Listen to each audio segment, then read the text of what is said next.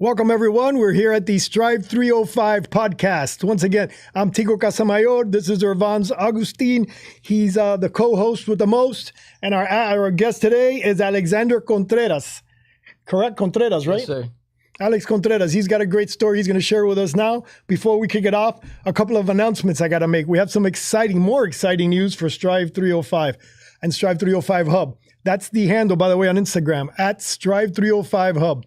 So what do we got coming? We got ribbon cuttings are going to start happening now by the Strive305 Hub team at different businesses. We're going to go business in-person ribbon cuttings throughout the county.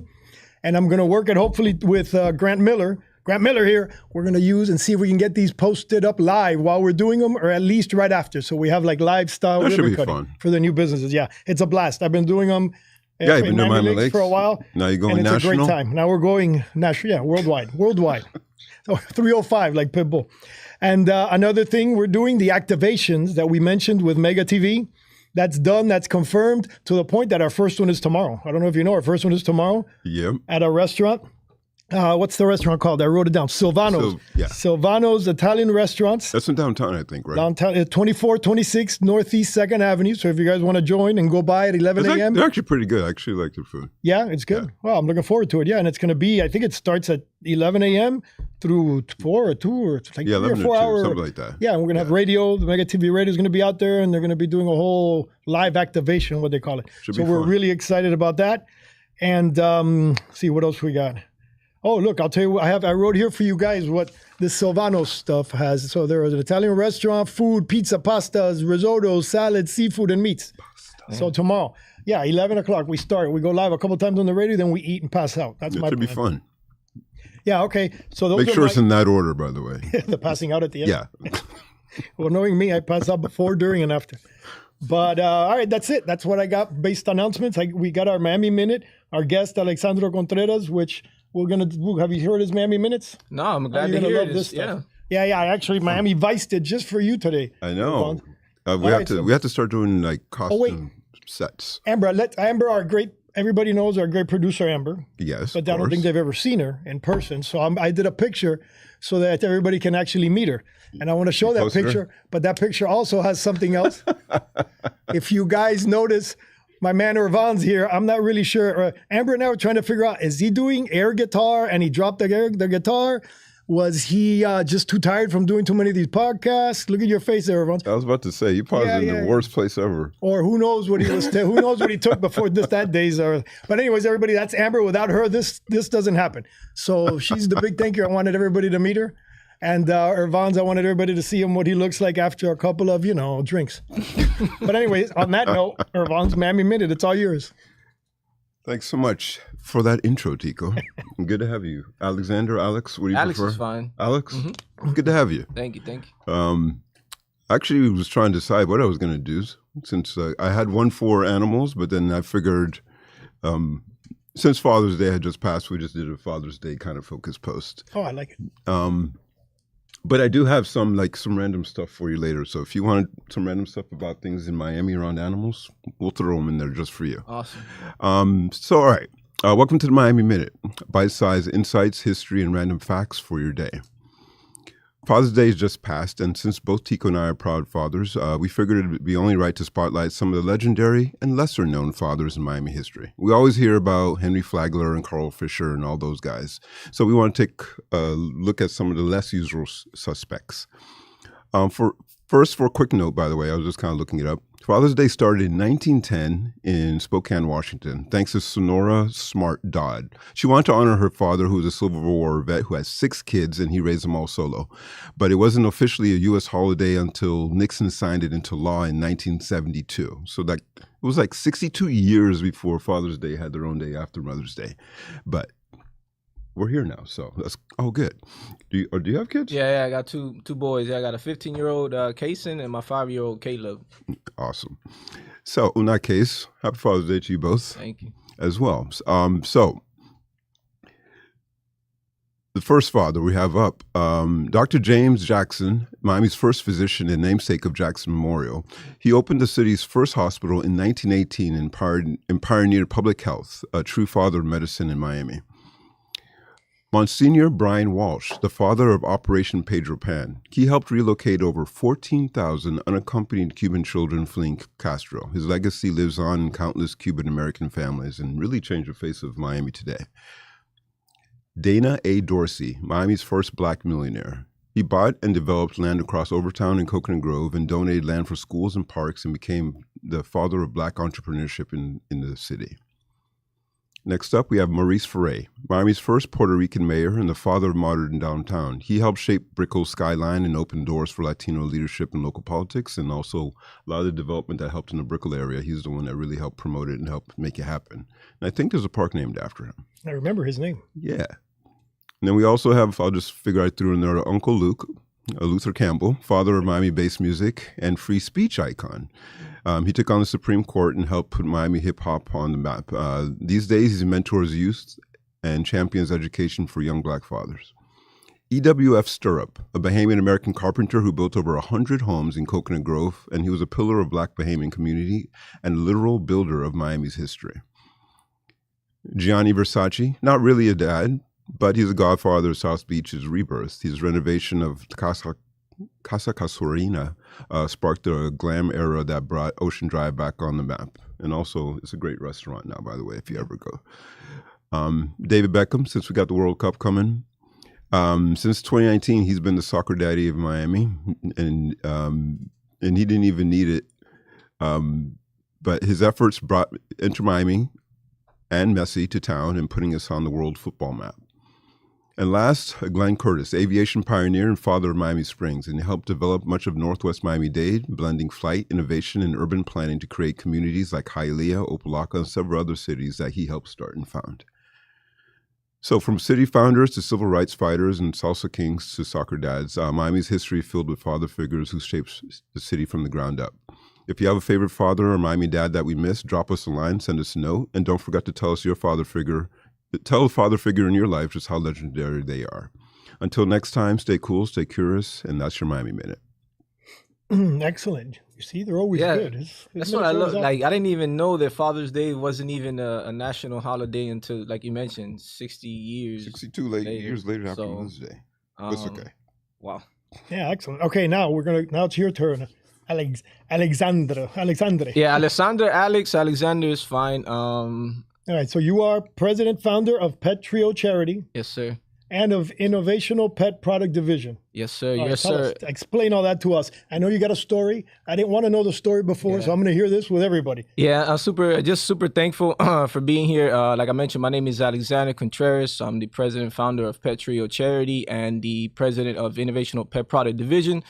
I like to just coin myself a veterinarian technician turned entrepreneur and philanthropist. And if anybody's out there loves animals, loves entrepreneurship, loves education, I think once you hear my story, you're definitely going to come away with some inspiration, definitely.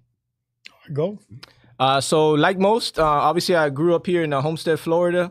Always had a passion for animals. I attribute that a lot to my late grandpa, and I'm glad you mentioned about father figures. Obviously, I didn't have a father in my life, but I did have my grandpa. That was like the stone pillar in our family. Mm-hmm. And if it wasn't for him, I probably wouldn't even be in this position that I am now. Is he the one that got you into veterinary? Yeah, actually, he's the one that, obviously, when my mom would be working 2 jobs, my grandma and my grandpa were the one that were taking care of me and my brother. And my grandpa would sit me on the TV. With him, obviously, I would watch the Animal Planet, the Discovery Channel, Net Geo Wild, all those animal-related programs. And I remember early on thinking, damn, when I grow up, I want to be somehow or another, I want to be involved in the veterinarian profession. I had realistic expectations on myself, guys, meaning that I knew I wasn't going to be an astronaut. I knew I wasn't going to be the president of the United States, but I knew I wanted to be in the veterinary profession at some capacity, right? So I remember watching this one show on Animal Planet called Emergency Vets, and it was literally a camera crew following the day-to-day activities of a technician in an animal hospital setting, right? And I remember being clear as day, 9 years old, watching that show and turning to my mom and saying, Mom, when I grow up, I want to be that person, right? And of course, coming from a Hispanic household, my mom was thinking, oh, my son, quiere ser un doctor, he wants to be a doctor. And I was like, no, I want to be whatever that person was that was on TV. And the person that I was pointing to was that technician. And we all know in the veterinary profession, we technicians run the animal hospitals. the doctors are the brains of the organization, but at the end of the day, we're the moving parts, right? So when I was watching that on TV, I was like, you know what? That's what I want to do. So sure enough, as soon as I graduated from high school, Homestead Senior High School, we didn't have as many tech programs as we have now. So at that time, I resorted to this program called Penn Foster. It was an online EDU at the time to become this veterinarian technician. Got my certification for them guys. Got my first job at 18 working at this animal hospital called Town and Country Animal Hospital in Kendall. I know where that is. I love those guys there because they truly gave me the opportunity to really live out my dreams of something that I was envisioning as a kid, right? So got my first job with those guys. Started out as a kennel assistant, walking the dogs, feeding the dogs, picking up the dog poop, cleaning up the urine, things like that. The ugly, grueling work that the people on the outside don't know, right? I had to start there. But my mom always told me that the ladder of success is climbing from the bottom up. So I knew, hey, this is just the things that I have to do, right? So got in there with those guys, scaled up within 6 months. I was able to show the managers there and the doctors there, like, hey, look, this is something that Alex truly wants to do. The dude is picking up extra shifts. He's working holidays. He's working weekends. This dude really wants to be here, right? So I got my opportunity to be thrown in what I like to call the fire into the treatment area. Out of my 20-year career as a technician, 10 of those years was in that one practice in particular, which is very rare in my profession. Most technicians usually burn out within like year 4, year 5, whether it's a combination of what I like to call compassion fatigue or just not being able to scale up in the organization.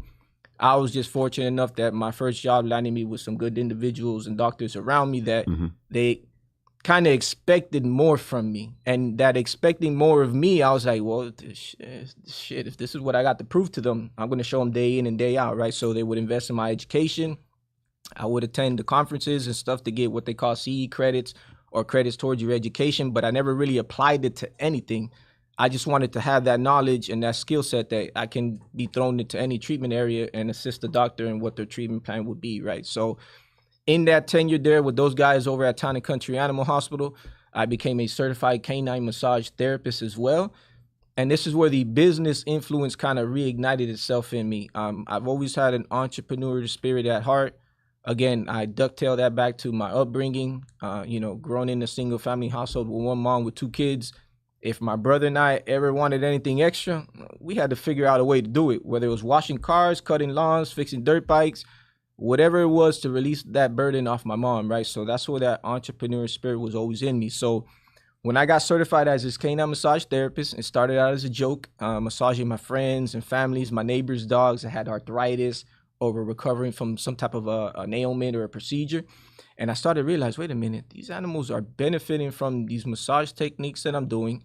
In human medicine, they use the same thing. My philosophy was that a muscle is a muscle, regardless if there's skin or fur on it, and as long as you apply it in the correct way.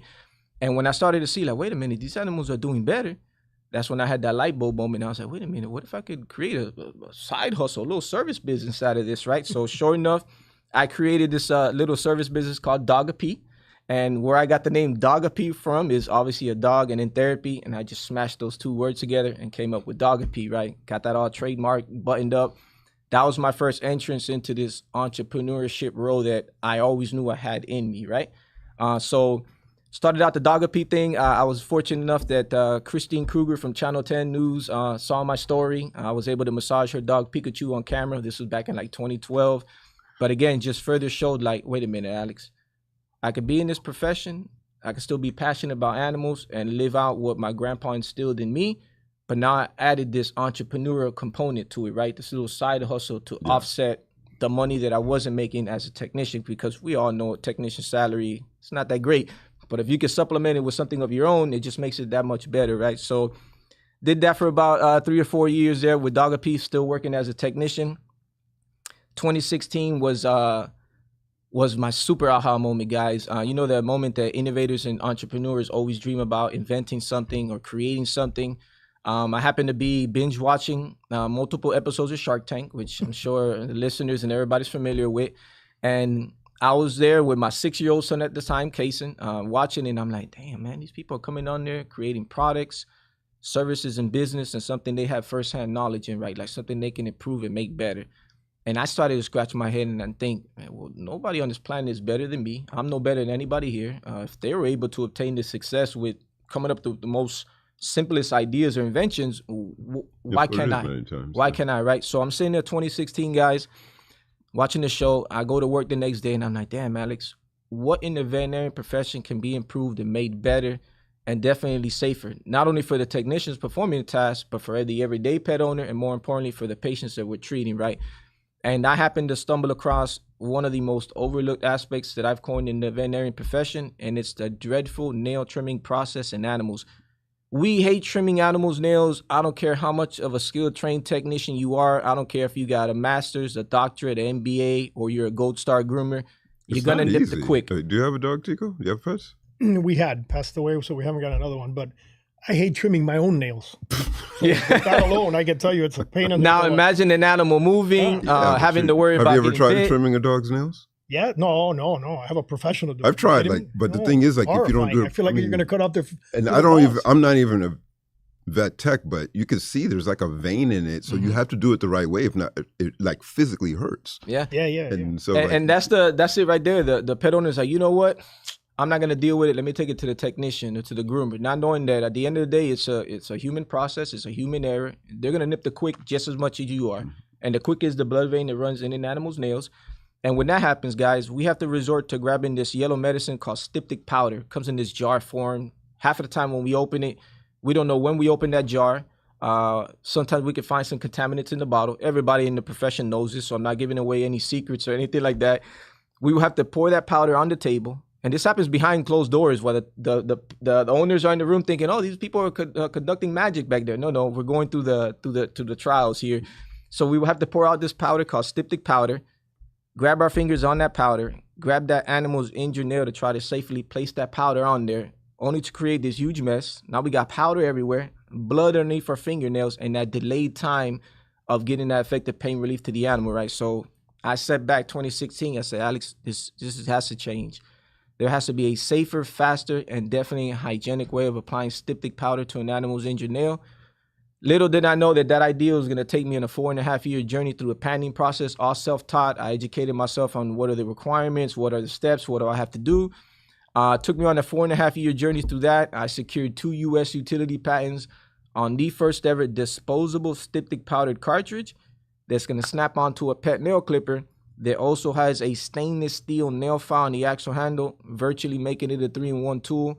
You can cut the animal's nail, file the animal's nail, and apply the powder at the same time. Styptic powder. The name of the product is gonna be called Clip Trio.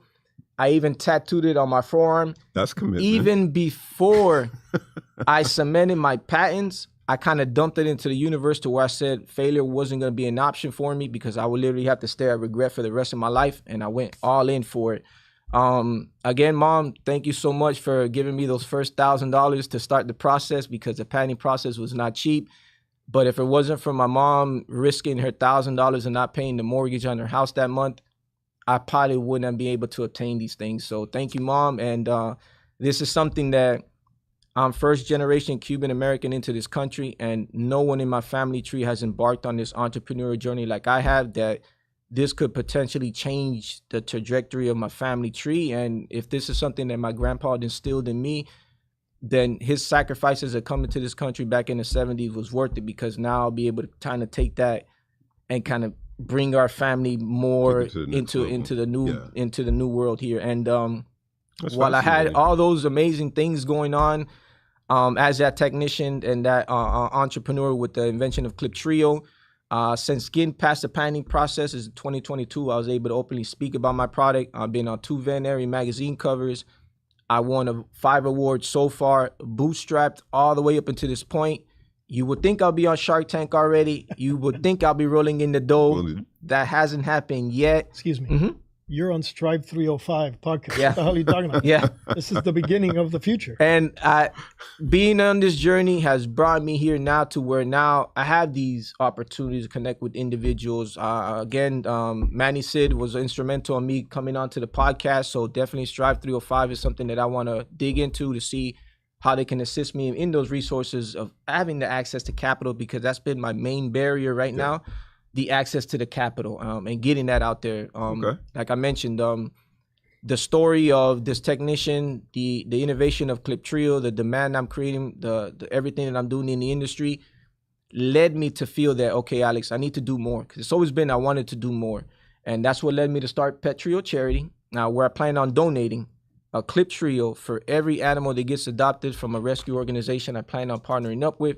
Because my ultimate goal is to make sure that even the everyday pet owner can safely trim their pet's nails at home. But I'm a big advocate for more vet tech programs in our public schooling here in Miami-Dade County. I've been fortunate to speak at 5 of them, which is Homestead Senior High School, Robert Morgan, Felix Varela, Ferguson, and William H. Turner. And again, every time I speak to these students, they hear my story, they see my path, they see my journey. It lets them feel comfortable in knowing that, wait a minute, I could be passionate about animals. I don't have to become a veterinarian. I don't have to go through all that schooling. I could do my 1 year, 2 year certification. Or you just pick something specific. Get my foot in the door and then eventually scale and brand out from there. So I just feel like I was, as cliche as it may sound, I think I was built and made for this. The fact that I innovated the Clip Trio product that's been in existence since the start of veterinary medicine. I just So is it in production yet? It is right now on hold. Okay. Obviously, it takes capital to start the molding process, production, things like that. But I literally got everything sealed up, guys. A deck, use of funds, a go-to-market strategy. Got the connection to manufacturer down in Mexico. Strategically chose Mexico before everything was going on in the world. And again, I've done the due diligence. I've educated myself. I'm so confident in what I know that I'm bringing to market that you could sit me in any room and no one is going to stray me from knowing of what I've built, of what I can potentially make with the Clip Trio product. But my main focus is the Pet Trio charity aspect, because that's my way of giving back to the industry, knowing that, hey, look, I came, I saw, I conquered, I innovated, and I'm going to leave this industry better than what I had it. And that's been my main story. And I think that's why I've been getting these opportunities, because I position myself for these opportunities. Opportunities don't come knocking, as dumb as it may sound, they don't come knocking twice. No, it's just a reality, especially if you're stepping. But if you don't position yourself to have these opportunities, like when I met Manny Sid, I had to go through him from another person who heard my story, who then told me about another person. So always just try to put one foot forward and just try to live with passion and purpose in life. And I honestly feel like I was meant to be in this position. And again, it's the good deeds that I do, the family that taught me this way, my late grandpa who instilled the work ethics in me, and the relentlessness that if I ever wanted anything in this life, I would have to go out there and chase after it, because it wasn't going to come to me. Oh, congrats for that. You had to prime yourself, put yourself in these positions for it. And I'm just fortunate now that I get to tell my story, because I know it'll be something of inspiration, especially for the youth down there in Homestead. There's not too many outlets out there. And if I could just be one beacon of hope to let them know, like, hey, look, man, I'm from down south too. I grew up with the same people you did. I'm in the same environment. I got the same opportunities to grow and be better. Just if you have a passion for something, just stay committed to it, and eventually your opportunity will come. You're a district commissioner? Keone McGee. Mm-hmm. And you told me you have something in the works with him? Yeah, big developments there. Again, this is a major project that, again, I've realized in myself that I have a keen eye of finding a lack in something and filling that void with something more powerful, something more positive, especially for the community. So Animal Services has this trailer, or this mobile vet clinic called the Wildmobile, which is a wellness on wheels. It's a trailer that they come into underserved areas offering free vaccines for the community. And I realized that, wait a minute, they're going into like parking lots and things like that in different districts. I was like, why can't we bring it to the source? Why can't we bring that same resources to these vet tech programs that I identified in the Miami-Dade County public schooling, park those trailers there, offer the free vaccines to that community, but now we got that workforce educational development aspect to it, to where now the students... You connected the dots with the trailer and then also the exactly. people who So something that I'm going to be coining, obviously, the Paws and Youth Wellness Tour. I kicked that up to Commissioner Keone McGee down there in my district, because I want to start at Homestead Senior High School first. He loved it. School board member Luisa Santos loved it. I kicked it all the way to Rafael Villadoba. He's a South Superintendent for the Dade County Regional Schools. He's all on board for it. So this looks like something I can start to kind of compound together for January of 2026. The Animal Services people loved it. And again, this is just me just seeing the need seeing where the resources at and bringing the resources to where the need is met and where it could be felt more. And I think that by combining that educational workforce development aspect, that communityship, I think that this is what it's all about. And I definitely want to put the Pet Trio charity name on that, because this is something I wish I would have had. If I was able to get this far in my career and I didn't have access to these resources, these programs like kids these after you can go so much further quicker. Imagine where they can go. Yeah. You know, and that's been my whole kind of story, is that I'm no better than anyone else. I tie my shoes the same. I brush my teeth the same. I wipe my butt the same. I just happen to have passion and a dedication for something that I saw as a young kid and just stayed determined. Oh, it is a really unique story. And I think that, there's a lot of inspiration people could take from that. So you said right now, like in terms of, you're in the process of getting it produced on the production side, but you said access to capital is one of those opportunities that's you haven't found yet? That I haven't found yet. But I think that's also something like on the Strive305 website and other places, there's a list of resources on there potentially, depending on what stage you're at and where you need. So it's really just more of a question for you as to what stage in the development process are you in? Is that something that I'm trying to think of, like, how can we help you, or help, like in terms of the website and other things like that? Yeah, definitely. I want to see, obviously, the access to the capital thing. Obviously, the production of Clip Trio isn't a $0 amount. It's a significant amount of money. But you have like the product designed? Do you have, we got the CAD drawings. We got all that. I passed the prototyping. Okay. I passed So it really is just funding. Funding. Okay. The funding, which will include the access to the capital for the mold manufacturing, inventory, marketing dollars, a little salary, so I could attack on this full blown. And it's going to take those resources and those partnerships that I'm willing to speak to whoever. Yeah. He's the perfect Strive305 candidate from beginning to end. And he gave the story of where he started from nothing. Yeah. And created his business.